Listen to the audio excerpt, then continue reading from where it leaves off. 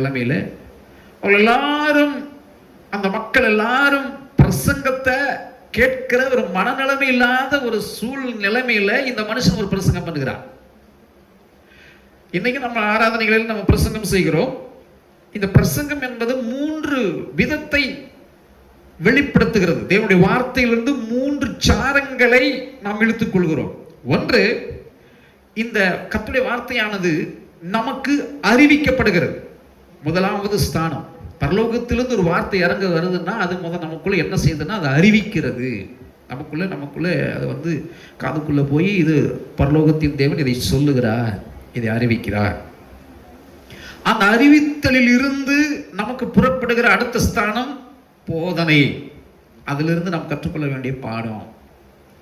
மூன்றாவது, அந்த வார்த்தையின் வழியிலே நாம் எடுத்துக்கொள்கிற எனர்ஜெட்டிக் தேறுதல், பிரயோகம்.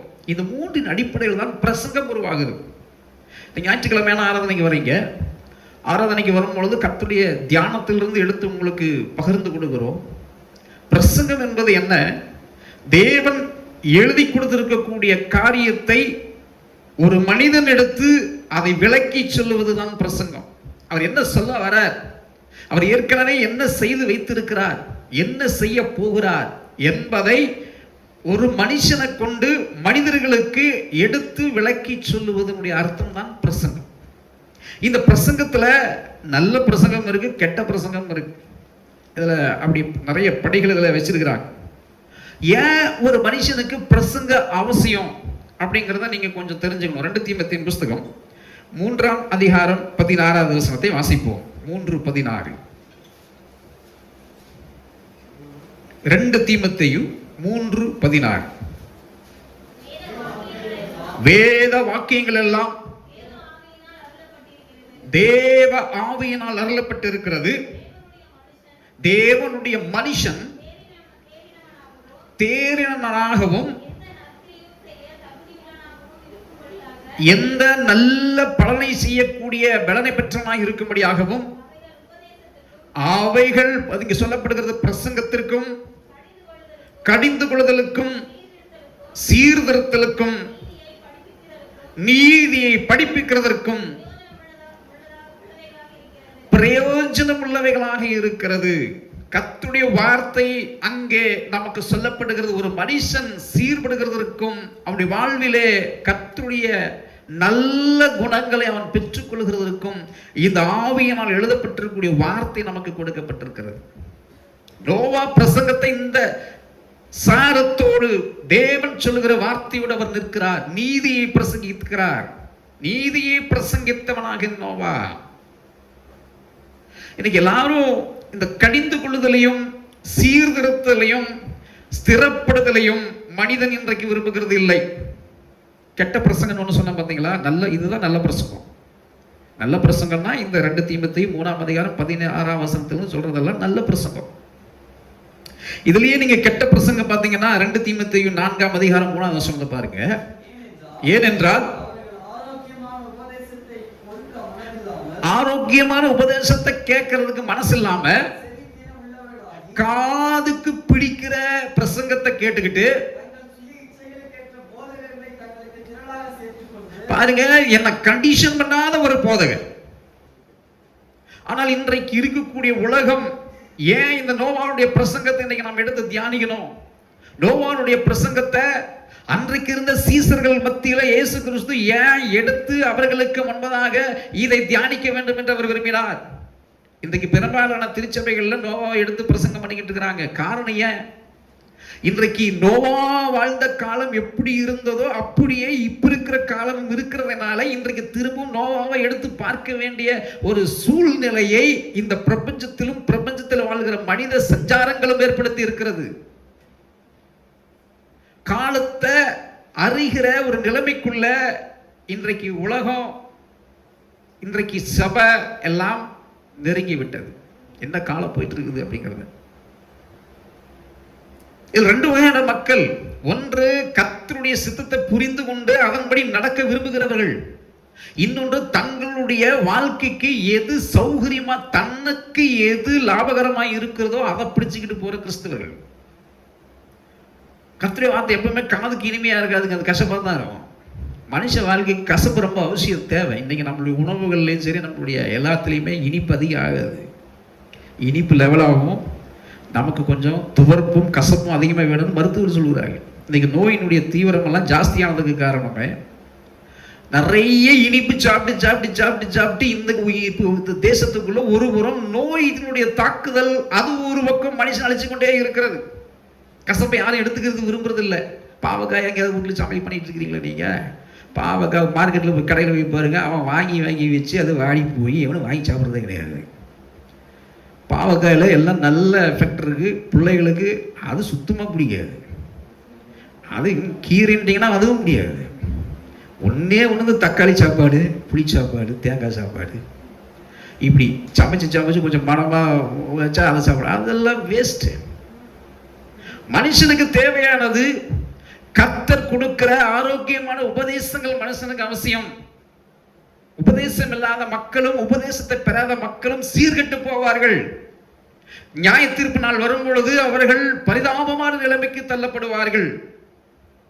அன்பு திருச்சபையே, உங்களுடைய காதுகளுக்கு வரக்கூடிய செய்திகள், கர்த்தருடைய வார்த்தை உங்களுடைய வாழ்க்கையிலே செவி தின்னர் அப்படின்னா நல்ல பிரசங்கங்க, அருமையான பிரசங்கங்கன்னு சொல்லிட்டு போறதுக்கு இல்லை.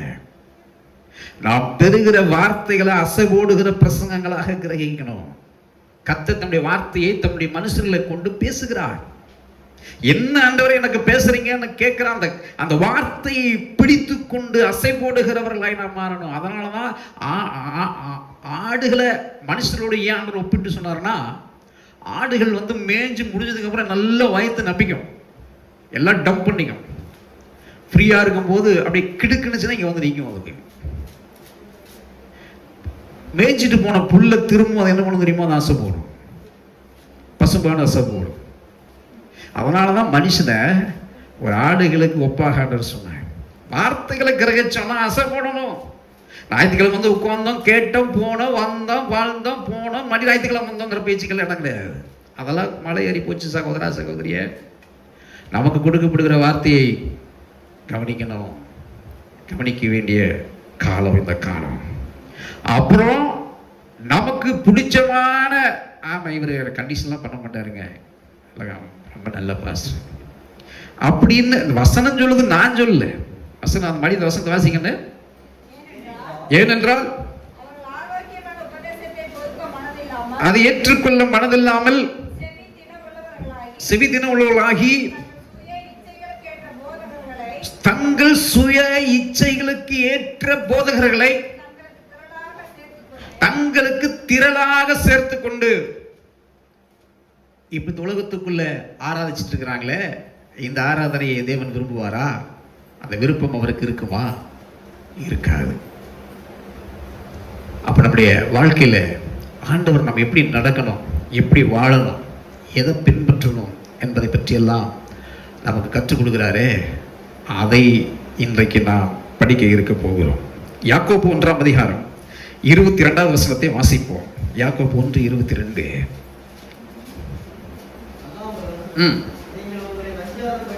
அல்லாமலும் நீங்கள் உங்களை வஞ்சியாதபடிக்கு திருவசனத்தை கேட்கிறவர்களாய் மாத்திரமல்ல, அதன்படி செய்கிறவர்களாயும் இருங்கள். இதுதான் அசைப்படுறது. இந்த வசனம் தான் அசைப்படுற வசனம். கேட்கிறவர்களாய் மாத்திரமல்ல, அதன்படி செய்கிறவர்களாய் நீங்கள் இருங்கள். இதுதான் பிரசங்கத்தினுடைய அடிப்படை. இந்த அடிப்படையில் நோவா பிரசங்கம் பண்ணும் பொழுது ஒரு பையனும் பிரசங்கத்தை கேட்கவே இல்லை. பரலோகத்திலிருந்து தேவன் பூமியை கண்ணோக்கி பார்க்கிறார்.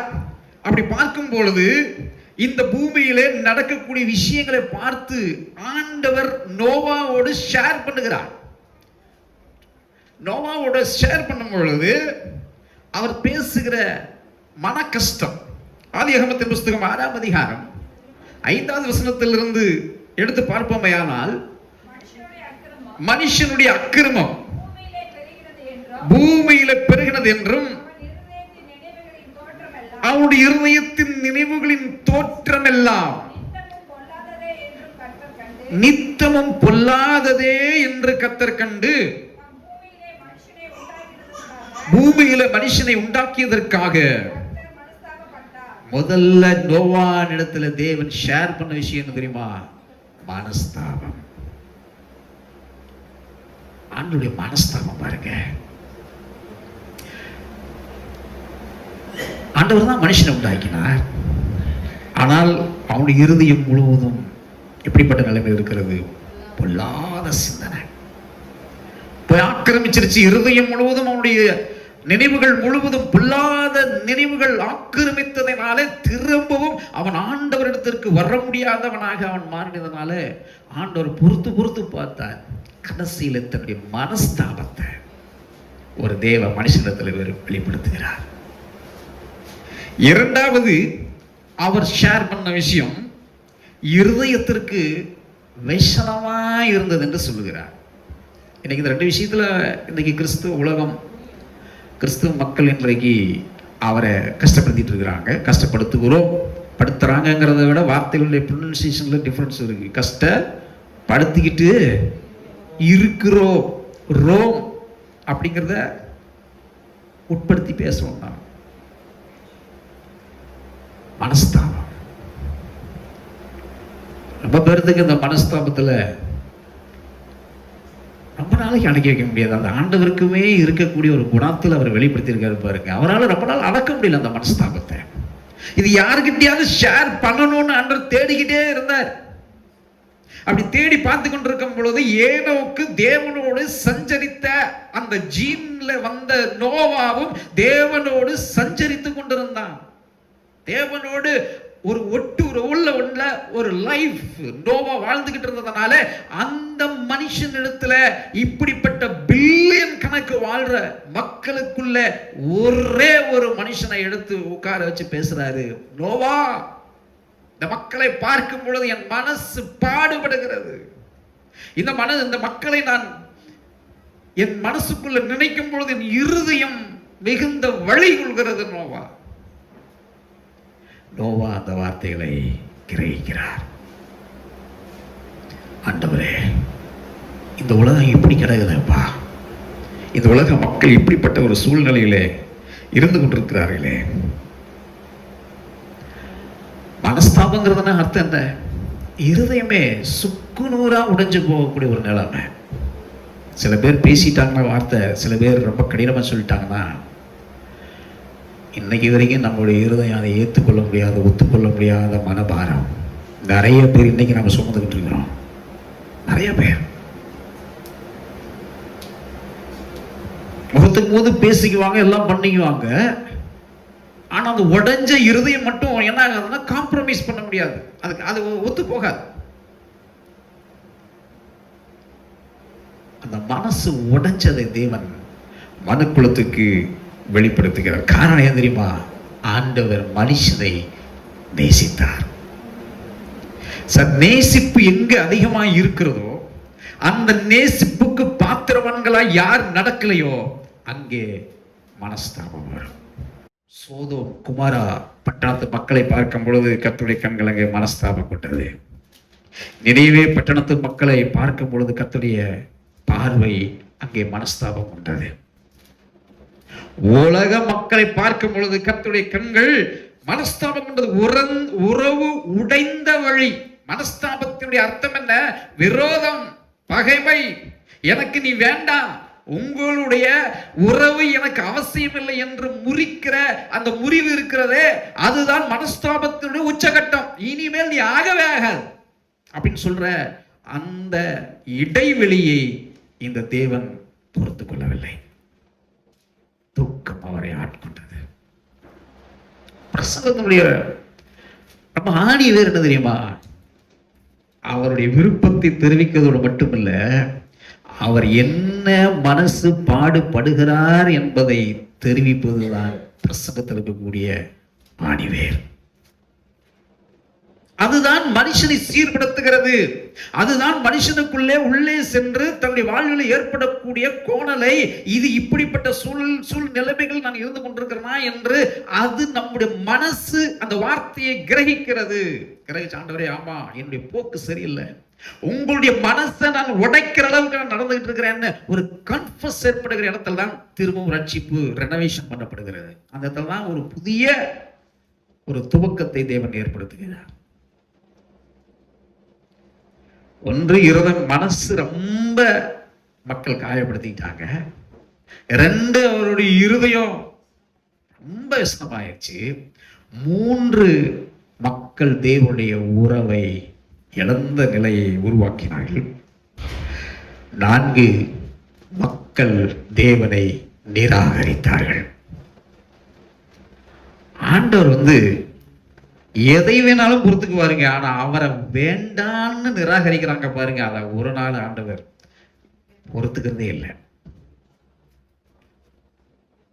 அதனாலதான் ஆண்டவர் சொல்றாரு, எல்லாரும் மனம் திரும்ப வேண்டும் என்பதற்காக அவர் நீடிய பொறுமையோடு காத்துக் கொண்டிருக்கிறாராம். இன்னைக்கு வரைக்கும் ஸ்டில் டேட். எல்லாருடைய லைஃப்லயும் ஒரு நீடிய பொறுமையின் காலத்தை தேவன் கொடுப்பதற்கு காரணம் அவருடைய அன்பு. என்னைக்காவது ஒரு நாள் என் மக என்கிட்ட வந்துட மாட்டாங்களா? அதுதான் அன்பு. அந்த அன்பிலே இப்பதான் நோவாட்ட பிறக்குது. நோவா, இந்த மக்கள் இனி திருந்துவதற்கான வாய்ப்பு இல்லை. இனி இவர்கள் நான் எதிர்பார்க்கிற அன்புக்கு திருந்துவதற்கான வாய்ப்பு இல்லாததினாலே என்னுடைய நீதியை நான் வெளிப்படுத்த போகிறேன். நீதியை பிரசங்கித்த நோவா. நீதினா என்ன? எல்லா மக்கள் முன்பதாகவும் அவர் பிரசங்கம் செய்ய ஆரம்பிக்கிறார். என்ன சொல்லுகிறார்? நியாய தீர்ப்பு வரப்போகிறது. இந்த நியாய தீர்ப்பு கொடுக்கிறவர் நீதியுள்ளவர். அவரிடத்தில் எந்த தப்பும் இல்லை. அவர் பரிசுத்தம் உள்ள தேவன். அவர் God is righteousness God. அவர் நீதி உள்ள தேவன். ஆகவே நீதி என்பது தப்பு செய்த நம்முடைய வாழ்க்கையில அவர் தண்டனை கொடுக்க அவர் வல்லவராய் இருக்கிறார். எல்லாரும் மனம் திரும்புங்க. ஒரு நோய்க்கான காரணத்தை ஆண்டவர் சொல்லுகிறார். மனுஷ வாழ்வில் ஏற்படக்கூடிய நோய்க்கான காரணத்தை ஆண்டவர் பேசுகிறார். அந்த நோய் என்ன? மனுஷன் ஆண்டவர்கிட்ட பிரிஞ்சுக்கிட்டான். அந்த நோய்க்கான தீர்வு என்ன? நீ என்கிட்ட திரும்ப வந்துடும், நோய் சுகமாகும். இதை பிரசங்கித்தார் நோவா. ஒரு பக்கம் நான் படைச்ச தன் சாயல சிருஷ்டித்த மனுக்குலம், இன்னொரு பக்கம் அந்த நீதியின் தீர்ப்பு, அவனை நானே அழிக்கிறேன் என்கிற துக்கம். தான் பெற்றெடுத்த குழந்தையை தானே கொள்ளுகிற ஒரு துக்கம் தான் அவருடைய மனசுல இருக்கக்கூடியது அர்த்தத்தை மேலும் தூக்கியது. பாருங்க, ஒவ்வொரு குடும்பத்திலையும் 100 பேர் 50 பேர் இருக்கிற குடும்பத்துக்குள்ள ராட்சசனை வேற பிறந்துட்டான். ராட்சசர்கள் இந்த மனுக்குலத்தை பயங்கரமா சீரழித்தார்கள். கொலை, கொள்ளை, பாலியல், பலவான்களா இருக்கக்கூடிய அவர்கள் பலகீனர்களை அடிச்சு கொலை செய்து அன்றைக்கு நீதி இல்லாத ஒரு உலகமாக மாற்றின.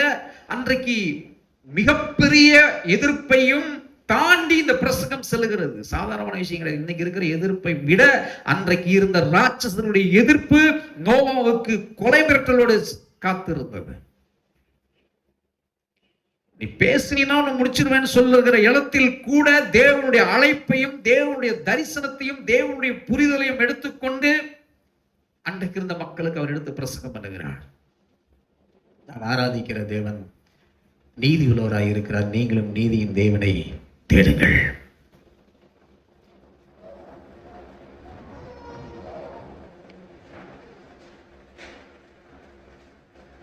இந்த மனுஷன் அந்த மக்களுக்கு சொல்லுகிறார், தேவன் நீதி செய்ய போகிறார். காலம் நெருங்கிடுச்சு, டைம் நெருங்கிடுச்சு. 120 வருஷத்தை மட்டும் ஆண்டவர் அந்த மக்களுக்கு சான்ஸாக கொடுத்தார். 120 வருஷத்துக்குள்ள ஒரு சோர்ஸை தேவன் ஏற்படுத்துகிறார். ஒரு முடிவுண்டாயிருச்சு. ஆண்டவர் தேவ தீர்ப்பை எழுதுவதற்கு முடிப்பதற்கு முன்பு ஒரு வாய்ப்பை மனு புழுக்கத்திற்கு வைக்கிறார். என்ன வைக்கிறாரு? நோவாவை கூப்பிட்டு, நோவா, இனி இந்த உலகம் தாங்க போகிறது இல்லை. இவர்கள் இனி இவர்களோடு போராட வேண்டிய அவசியம் எனக்கு இல்லை. ஆகவே நீ என்ன செய், நான் சொல்லுகிறபடி ஒரு பேழையை செய். அன்றைக்கு மழை வராத ஒரு காலம், ஆற்று நீரை கூட அவர்கள் பார்க்காத ஒரு காலம். அன்றைக்கு அந்த மக்களுக்கு வானத்தில் இருந்து நீர்த்துளிகளை பார்க்காத ஒரு ஜெனரேஷன் அவர்கள் இருக்கிறார்கள். மழை எப்படி இருக்கும் அவங்களுக்கு தெரியாது. மழை எப்படி இருக்கும் என்று தெரியாத இடத்துல வெள்ளம் எப்படி சூழ நிற்கும் என்கிற கற்பனை கூட பண்ணி பார்க்க முடியாத நிலையில நோவா கற்பனை பண்ணி பார்க்கிறார். மழை வந்தா இப்படிதான் இருக்க போகுது என்கிற அந்த பிக்சரை நோவாவுக்குள்ளே தேவன் உள்ளே நுழைக்கிறார். நோவா மழையை பார்த்தது கிடையாது. கொபேரு மரம், அந்த மரத்தை ஆண்டவர் ஸ்பெசிபிக்கா அந்த மரத்தை செய்ய சொல்றார். மக்கள் தினந்தோறும் நடக்கிறார்கள், போகிறார்கள். கிட்டத்தட்ட அந்த நோவா செய்த பேழை 1.5 ஏக்கர் அளவுக்கு உள்ள பேழை. அது சாதாரணமான பேழை கிடையாது. ஒரு கிரிக்கெட் மைதானம் எவ்வளவு பெரிதாக இருக்குமோ அந்த சுற்றளவு கொண்டது நோவா செய்த பேழை. அதை செய்கிறது 2 நாள் செஞ்சிட முடியாது, 1 வருஷத்தில் செஞ்சிட முடியாது. பேழையை செய்கிறதுக்கு கிட்டத்தட்ட 100 வருட காலங்களாக இருக்கிறது. 100 வருடமும் அவர் எடுத்து பிரசங்கம் செய்கிறார். பிரசங்கம் செய்யும் பொழுது எதிர்ப்பாளர்கள் அவருடைய பிரசங்கத்திற்கு மறுப்பு தெரிவிக்கும் பொழுது அவர் அதை பற்றி எல்லாம் கவலைப்படாமல் ஆணி எடுக்கிறார், அடிக்கிறார், பலகைகளை சொருகுகிறார், நம்பிக்கையோட பேழையை கட்டுகிறார். இன்னைக்கு நமக்கு அந்த நம்பிக்கை ஊற்றுறதுக்கு தான் ஆண்டவர் இன்னைக்கு வரைக்கும் நமக்கு பிரசங்கத்தை தந்துட்டு இருக்கிறார். கொபேரு மரம் அப்படிங்கிற அந்த மரத்தினுடைய விளக்கம் எப்படி இருக்கும்னா, ஏன் ஆண்டவர் அந்த ஸ்பெசிபிக்கான அந்த மரத்தை சொன்னார்னா, அந்த தேசங்கள் இருக்கக்கூடிய மரங்கள்ல அந்த மரம் தண்ணியில எவ்வளவு வருஷம் இருந்தாலும் அந்த ஒரு மரம் மட்டும் அழுகி போகாதான். அந்த ஒரு மரத்துக்கு மட்டும் ஆண்டவருடைய சிஸ்டிப்ல அப்படி ஒரு பவர் வச்சிருக்கிறார். நோவா அந்த மரங்களை எல்லாம் கலெக்ட் பண்ணி அதை சேர்த்து இழைச்சு அதுக்கு கீழ் பூசுகிறார். அந்த கீழ்னா அது ஒற்ற ஒவ்வொரு மரத்துக்கும் ஒரு பேஸ்ட் மாதிரி போடுறோம். நீர் கொஞ்சம் கூட ஒரு துளி கூட அந்த பேழைக்குள்ள வராதபடிக்கு எல்லா பக்கமும் அரெஸ்ட் பண்ணுகிறார். மக்கள் பார்க்கிறார்கள், நோவாவை பார்க்கிறார்கள், நோவாவுடைய குடும்பத்தை பார்க்கிறார்கள். இந்த குடும்பத்திற்கு பைத்தியம் பிடித்து விட்டது. மக்கள் அந்த குடும்பத்திற்கு சொன்ன பட்டம், இவன் பைத்தியக்காரன். ஆண்டவர் ஆராய்ச்சிட்டு எல்லாரும் பைத்தியக்காரன் தான். ஒரு நாளைக்கு தெரியும் பைத்தியமா நம்ம எல்லாரும் எப்படி என்ன காரியத்துல பிரயாணித்துட்டு ஒரு விஷயம் காலம் பதில் சொல்லும். அந்த கொபேரு மரம், அதன் மீது அடைக்கப்படுகிற அந்த கீழ்பூசுதல் உள்ளிட்டவைகள் எல்லாம் இயேசு கிறிஸ்துவுக்கு அடையாளமானது. ஏன் இந்த ஜல பிரயாணம்? இதற்காக ஆண்டவர் இதை அழைக்கிறதுக்கு ஏன் ஜலத்தை கொடுக்கணும்? என்ன பாருங்க, நம்மளுடைய உலகத்தை கடைசியில் அக்னியில் அழிப்பேங்கிற ஒரு வார்த்தை இருக்கு. அக்னினால இந்த உலகத்தை அழிச்சு புதுசாக்குறேன்னு சொல்லியிருக்கிறாங்க. அந்த அக்னி எப்படி வரப்போகிறது? அந்த அக்னி அந்த பூமி தாங்குமா? அந்த அக்னியில எப்படிப்பட்ட ஒரு புது ரெஃப்ரெஷ்மெண்ட் இந்த பூமி எடுத்துக்க போகுது தெரியாது. நோவாவுக்கும் தெரியாது. இந்த மழை என்ன பண்ண போகுதுங்கிற விஷயம் அவருக்கு நோவாவுக்கும் தெரியாது. எத்தனை நாள் மழை கொடுக்க போறாருங்கிற விஷயமும் நோவாவுக்கு தெரியாது. அவர் சொல்லுகிறார், இவ்வளவு அடி நீளம் அகலம் உயரம் முழம் இப்படிதான் இருக்கணும்.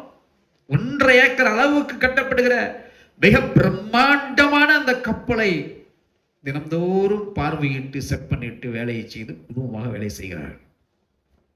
ஆனால் நோவாவின் பிரசங்கமோ ஒரு மனுஷனுக்குள்ளும் உள்ளே நுழையவில்லை. அதற்கு காரணம் அவர்கள் செவி திண்ணம் உள்ளவளாயிருந்தார்கள்.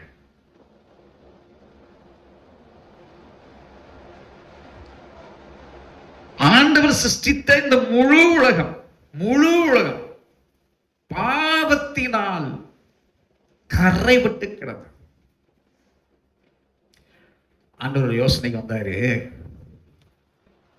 இந்த உலகத்தை நான் க்ளோஸ் பண்ண போறேன். அந்த இடத்துல பாருங்க, திரும்பும் நீதியின் தேவன் ஒரு வாய்ப்பை எல்லா மக்களுக்கு முன்பதாக ஏற்படுத்துகிறார். நீ சொல்ற பிரசங்கத்தை நோவா யாராவது கேட்டு, யாராவது உன்னுடைய பிரசங்கத்துக்கு செவிசாச்சு, சரி நான் நம்புறேன், உன் பிரசங்கத்துக்கு நான் நம்புறேன், நீங்க அப்படி ஒருவேளை மழை வந்துருச்சுன்னு சொன்னா நீங்க சொல்றபடி உங்க பின்னால் நான் வாரேன்னு யாராவது சொன்னாங்கன்னா அந்த வாசல் அவங்களுக்கு திறந்து.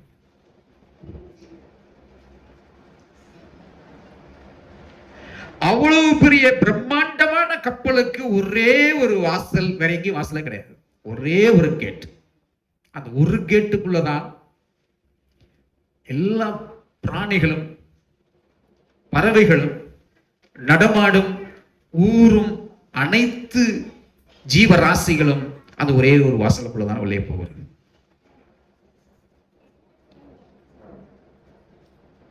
மக்களுக்கு சொல்லுகிறார், நான் நீதி செய்ய போகிறேன், நியாய தீர்ப்பு செய்ய போகிறேன், காலம் கடைசியா இருக்கிறது, ஆனால் உங்களுக்கு ஒரு வழியை வைத்திருக்கிறேன். யாரெல்லாம் நோவாவின் பிரசங்கத்தை கேட்டு அந்த பிரசங்கத்திற்கு உள்ளே நீங்கள் மனம் திரும்ப ஆயத்தமா இருக்கிறீங்கன்னா உங்களுக்கு பேழை ஆயத்தமா இருக்கிறது. இதுதான் பிரசங்கமே. அன்னைக்கு இருந்த அந்த கொடுமை பாருங்க, சாதாரணமான கொடுமை இல்லை. ஒருத்த கூட அந்த பிரசங்கத்தை பதைக்கவே இல்லை.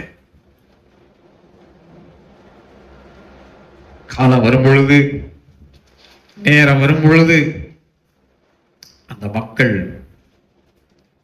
தேவனுடைய நீதியை பார்க்க வேண்டிய ஒரு நிலைமை ஏற்பட்டது. இயேசு கிறிஸ்து வந்து இந்த பூமியில் ஒரு பிரசங்கம் பண்ணார். அவர் வந்து பிரசங்கம் தான் பண்ணார். மத்தேயு நற்செய்தி நூல் 4ஆம் அதிகாரம் 17வது வசனம்.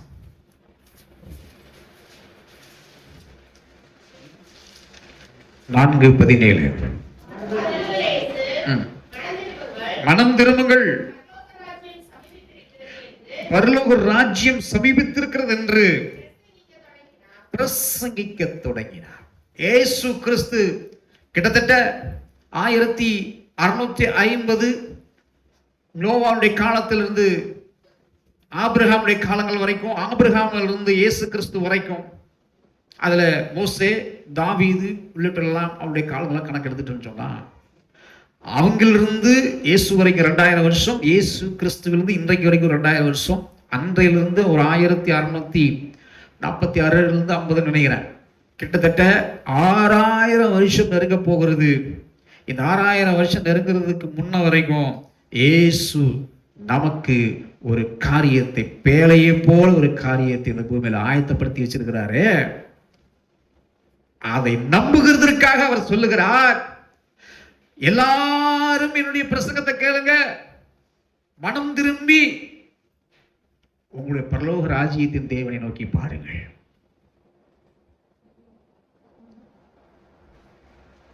இப்போ பேழையை அவர்கள் ரெடி பண்ணி முடிச்சிட்டாங்க. ஆண்டவர் உள்ள விட்டு கதவை சாத்திட்டாரு. அதனாலதான் வசனம் சொல்லுகிறது, அவர் பூட்டிட்டாருன்னா வேற யாரும் திறக்க முடியாது. அவர் திறந்து வச்சிருந்தாருன்னா யாருமே பூட்ட முடியாது. அந்த மக்களை முழுவதும் உள்ள அடைச்சிட்டு ஆண்டவரே அதை பூட்டுகிறார். அந்த பேழைக்குள்ள தேவன் ஒரே ஒரு ஜன்னலை வைக்க சொல்றார். அந்த ஜன்னலும் என்ன பண்ண முடியாதுன்னா, மோசே நோவா அப்பப்போ என்ன நடக்குதுன்னு எட்டி பார்க்க முடியாது. இப்போ இது இருக்குன்னா அந்த உச்சம், அந்த ஹைட்டில் ஒரு விண்டோ அங்கே வச்சிருக்காரு, அவ்வளோதான். இதை வந்து நீங்க சர்வசாதாரணமா போய் எட்டி பார்த்துருமா. ஆண்டவருடைய பிளான் பாருங்க. நல்ல மழை வர ஆரம்பிச்ச உடனே கொஞ்சம் கொஞ்சமா ஆரம்பிச்சு அப்புறம் எல்லாரும் கழுத்தளவு முழுகிற அளவு வரும்பொழுது கத்துவாங்க. அந்த இறக்கத்துக்கு அவர் வந்து என்ன ஆயிடக்கூடாதுன்னா, அங்க தானா கதவு திறந்துடக்கூடாது. தேவனுடைய தீர்ப்பு பயங்கரமான. அவங்களாக பார்த்து அந்த மக்கள் கொடுமையிலே சாகிறதை இந்த மீட்கப்படுகிற ஜனங்கள் பார்க்க கூடாதபடிக்கு கர்த்தர் அளவீட்டுகளிலே உயரத்தை வைத்து விட்டார். இது அப்படிதான் ஒப்பனையா பார்க்கிறேன். நாளைக்கு நியாய தீர்ப்பு நடக்கும் பொழுது ஜட்ஜ்மெண்ட்ல அழிக்கப்படும் பொழுது பரம வாசஸ்தலத்துக்குள்ள பிரவேசிக்கிறவர்கள் அந்த அழிவை பார்க்க முடியாதுன்னு நான் நினைக்கிறேன். நான் பார்க்க முடியாது. அவங்களுக்கு என்ன நடக்குதுன்னு நம்மளால பார்க்க முடியாது. நமக்கு எல்லாத்துக்கும் ஒரே வழி, அவரோட இருக்கிற வழி மட்டும்தான் போயிட்டே இருக்கும். அத்தனை பில்லியன் மக்கள் அந்த நீர் வெள்ளத்திலே மாண்டு போகிறதை நோவாவுடைய குடும்பத்தாரோ ஒருவரும் எட்டி பார்க்க முடியாத சூழ்நிலையை பேழைக்குள்ள தேவன் ஏற்படுத்தினார். அவருடைய மனசெல்லாம், அவருடைய நினைவுகள் எல்லாம் அழிவை நோக்கி பார்க்க தேவன் அனுமதிக்கவில்லை. மாறாக அழைத்த தேவனை நோக்கி பார்க்க அவருடைய இருதயத்தையும் அவருடைய மனசையும் அந்த பேழைக்குள்ளேயே இருத்தி வைத்து விட்டார்.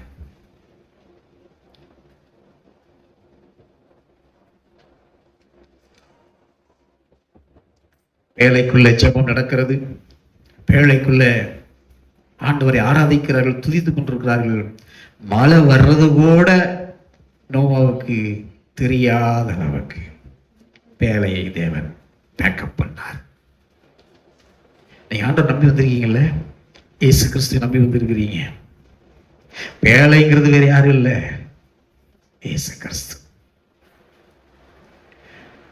120 வருஷம் ஒரு பேழையை வைத்து நோவா பிரசங்கம் பண்ணாரு. பாருங்க மக்களே, நம்மளை காப்பாற்றப்படுகிறதற்கு பேழை ரெடியா இருக்கு. மழை வரப்போகுது, வந்துருங்க, உள்ள போயிருங்க. இன்னைக்கு 2000 வருஷமா சொல்லிட்டு இருக்குது, நியாய தீர்ப்பு வரப்போகிறது, இந்த பூமியில வேறொரு அழிவு நடக்க போகிறது. எல்லா மக்களே, நீங்கள் இயேசு குபேரு மரம் என்று சொல்லப்படுகிற இந்த மரம், இந்த கப்பல், இந்த கப்பலுக்குள்ள நீங்க உள்ள வந்துட்டீங்கன்னு சொன்னா வெளியில் இருக்கிற பாவம் அந்த கப்பலுக்குள்ள உள்ள வர முடியாது. வெளியில் இருக்கிற மரணம் அந்த கப்பலுக்குள்ள உள்ள வர முடியாது. வெளியில நடக்கிற எந்த தண்டனையும் அந்த கப்பலுக்குள்ள வர முடியாது. ஆகவே உள்ள வந்துருங்க. அவனுடைய பிரசங்கம் தியானிக்க ரொம்ப வித்தியாசமா, எவ்வளவு ஒரு போல்டான ஒரு மனுஷனா இருந்தா உயர பணைய வச்சு அவர் அந்த பிரசங்கத்தை பண்ணியிருப்பார். நீங்க ரட்சிக்கப்பட்ட காலத்திலிருந்து நம்பிக்கிட்டு இருக்கிறீங்க, உங்க நம்பிக்கை வீண் போகாது. இயேசு கிறிஸ்து மேல நம்பிக்கையா இருக்கிற தேவஜனமே, ஒரு 3 காரியங்களை சொல்லி இந்த செய்தியை நான் முடிக்கிறேன்.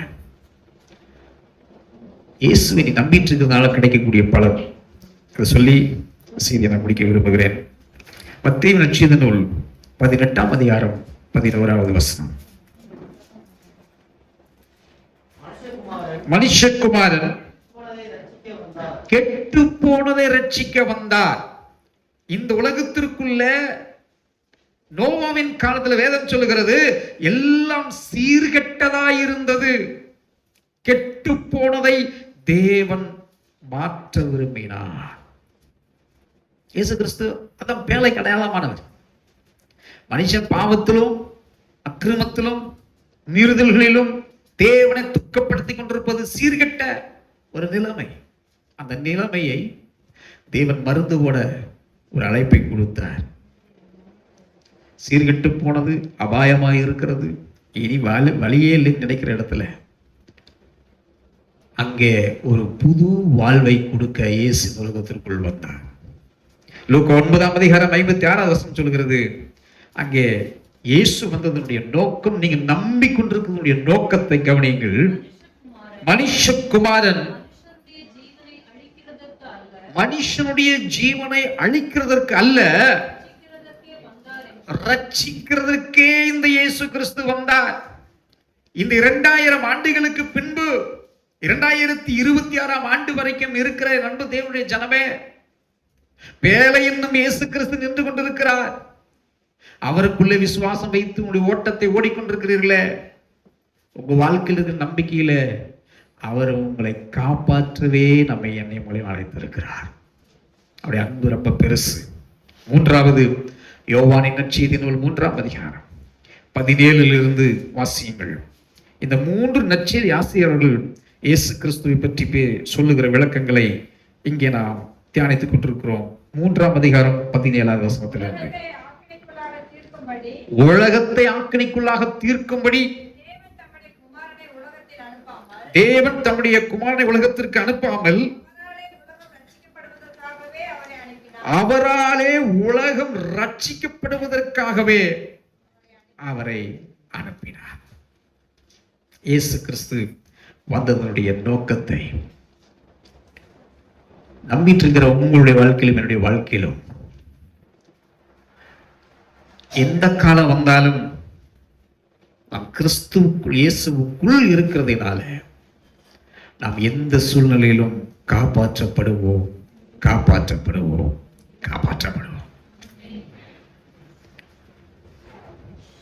நீதி செய்கிற ஆண்டவர், நீதியின் அன்பு என்ன? ஒரு மனுஷனும் கெட்டு போகக்கூடாது என்பதை அறிந்திருந்த தேவனுடைய அன்பு எப்படிப்பட்டதா இருந்தது தெரியுமா?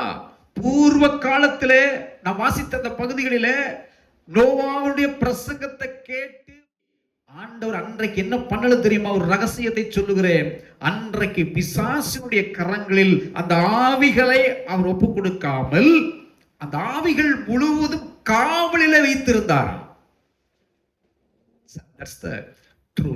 அந்த வசனத்தை அந்த வார்த்தையை பார்த்து நான் ரொம்ப ஆச்சரியப்பட்டேன்.